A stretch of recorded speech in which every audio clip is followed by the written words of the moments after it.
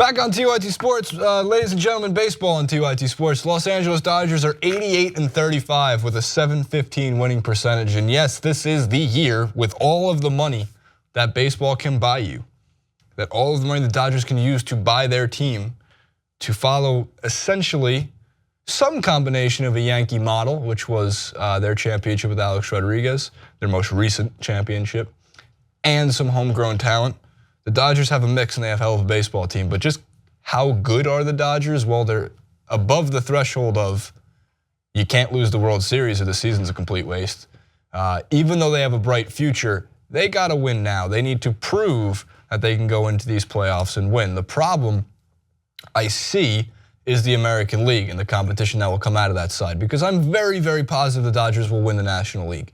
I don't necessarily believe, save for the Cubs, the Nationals making some sort of extra late September surge when rosters expand too, and bringing up almost to play like that Andrew Miller-esque role in their relief pitching to really try to silence a lineup that has been so consistently good.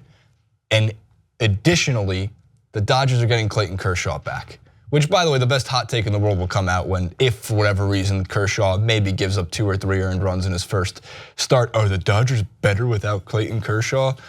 If you're gonna follow the what have you done for me lately type of logic, Clayton Kershaw's last 2 playoffs have been absolutely not spectacular, but far better than they were when we had the questions of can he pitch in the playoffs. He absolutely can. So it just only makes the Dodgers even scarier. But just how good are they? 6th in runs, 2nd in OBP, and 3rd in slugging percentage. I leave batting average as an offensive statistic out. If you read Smart Baseball by Keith Law, we actually had on the show not too long ago. You can check out the interview too.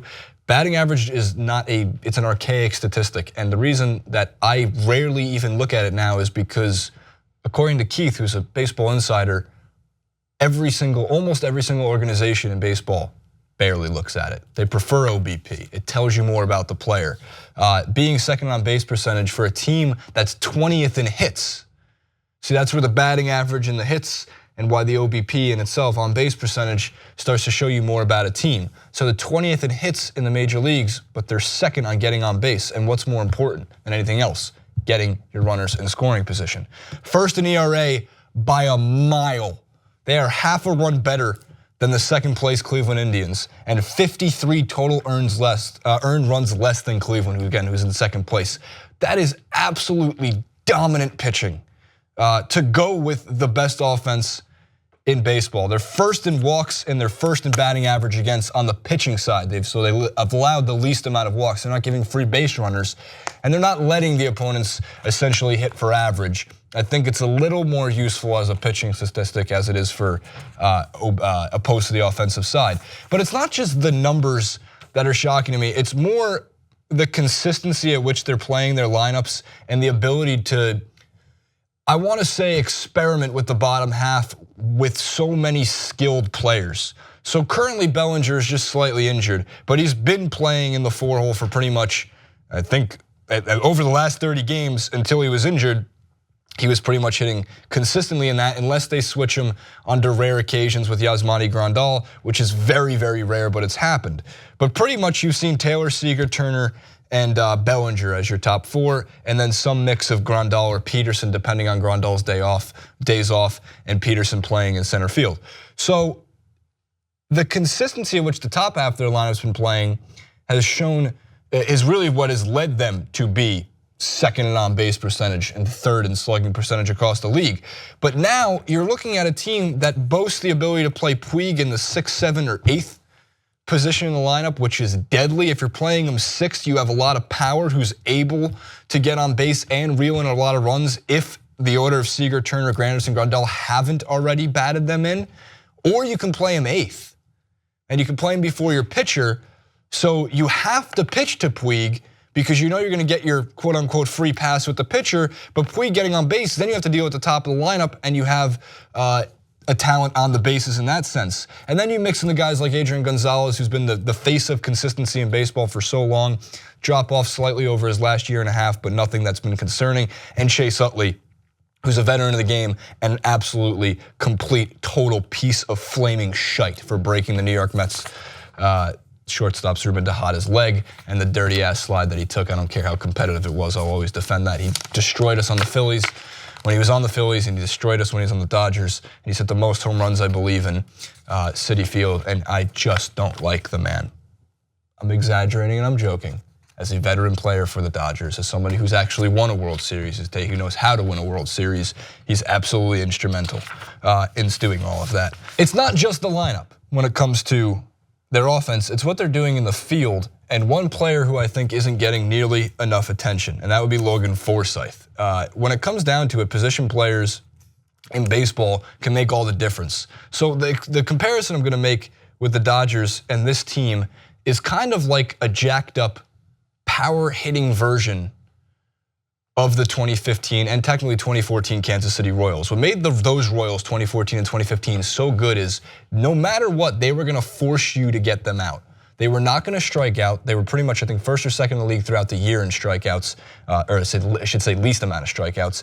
You had to have a defense up the middle and on the corners who's gonna be able to throw you out, because if you make the mistake, you're gonna pay. Once they got on base, they were gonna steal bags, they were gonna put runners in scoring position, and they were gonna small ball you to death, and it worked out fantastically. It led them to a World Series win for a team that a lot of people didn't see coming. Now, granted, if you read a fantastic book, The Cubs Way, Theo Epstein gives a lot of props in multiple times to that book to the Kansas City Royals doing pretty much what is a lot of his plan that he likes to put in place, a 5-year plan on being the best at player and scouting development in all of baseball. And he said the Royals just kind of extended it out to 8 or 9 years.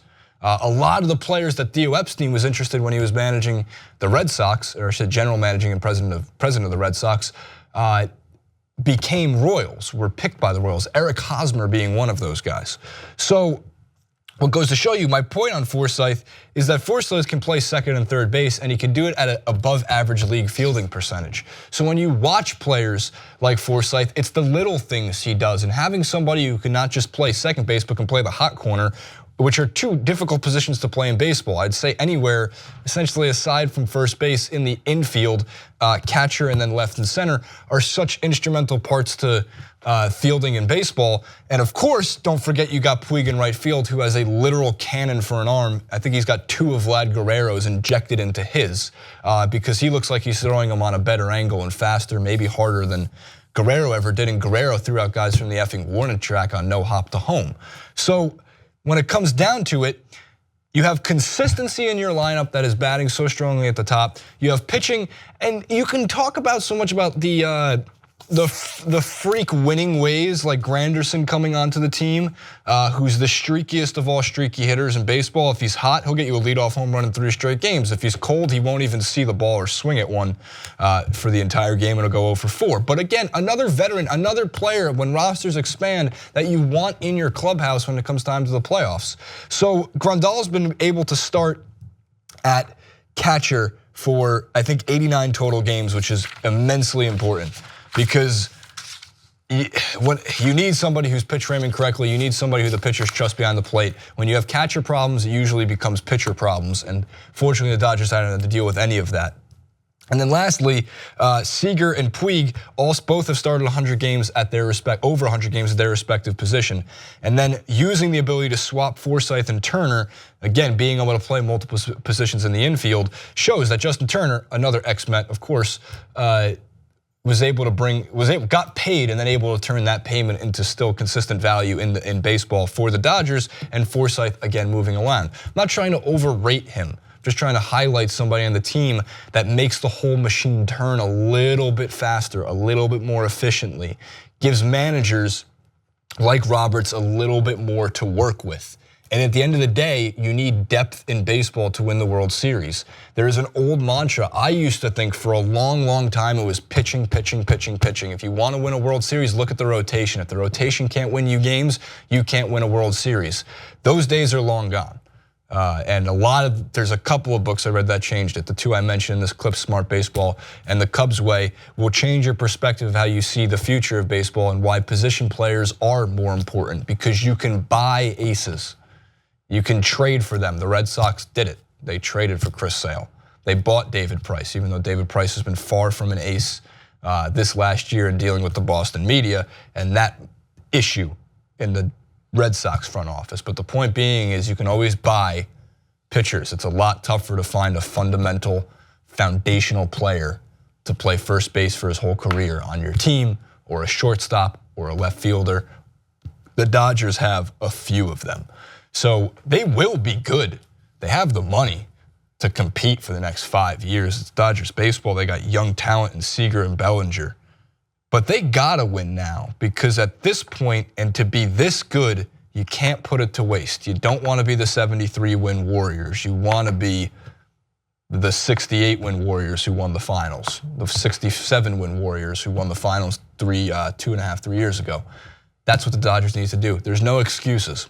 And you gotta watch out for the Astros, who have, in my opinion, in my tiers, you have the Cubs organization with the best GM and president of baseball operations, and then tier 2 and arguable tier 1 are both the Indians and the Houston Astros.